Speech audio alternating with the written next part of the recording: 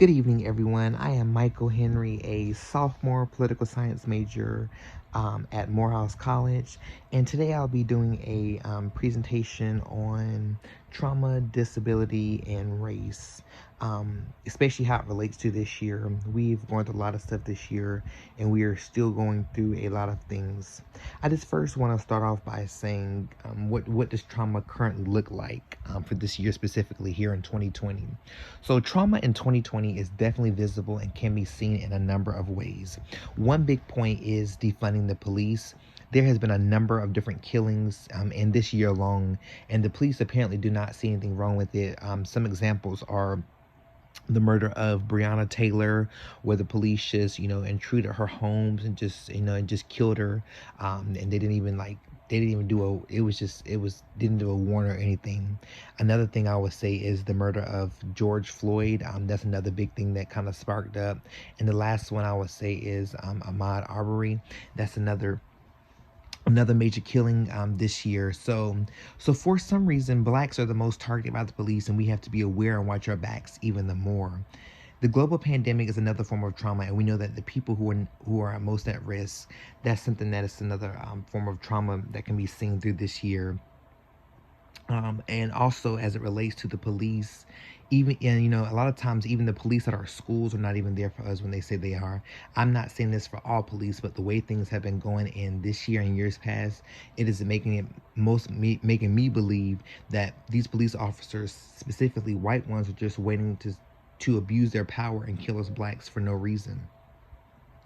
So people that experience trauma needs to be given some kind of agency and choice to help with what they have experienced. Even though we live in a country that oppresses most marginalized people, it is time to start standing up and continuing to fight for what is right. So there are a lot of times where I'm maybe afraid to go out or things like that because of the current things that are relating to today. So I'm just going to speak a little bit about how does this subject matter relate to me personally. So one of the most important things is to first realize that that these things are systematic. So as a young black man in America, knowing that racism is a prevalent issue and actually experiencing it is how it relates to me. So I can conceptualize and know that I am black, and because of it, I am at risk. Racism is one of the biggest types of traumas that blacks face, especially this year. So what I'm saying to this is that I should not have to feel this way. Neither do any of other my black brothers and sisters that are in this world. It is also sad to realize that in some people's eyes, specifically talking about the whites, they feel like we do not even belong here. And I think it's just crazy that we're in a world like that today. Unfortunately, it is reality and it is the world that we live in. So trauma has many effects and can be seen through a number of different lenses. So I also want to talk about the legacies of trauma, like the past of trauma. So first we need to define and understand what historical trauma is. So I'm going to provide you with the definition of what historical trauma is. So the best way that I can explain it is by explaining that it is the cumulative trauma experienced by a particular group across generations still suffering the effects. This can relate to violent colonization, slavery, segregation, racism, and discrimination.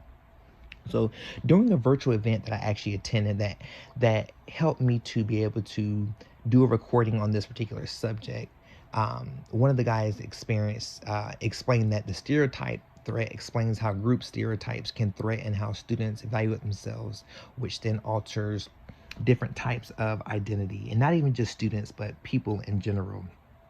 So one point that I believe is critical is knowing that when people go home every day to their families. They're holding on to some things in their homes and also what could potentially be their parents, let them say parents' experiences in schools. So some may still have trauma from their past days in schools as marginalized students. So again, trauma can have many effects and can be seen through a number of different lenses.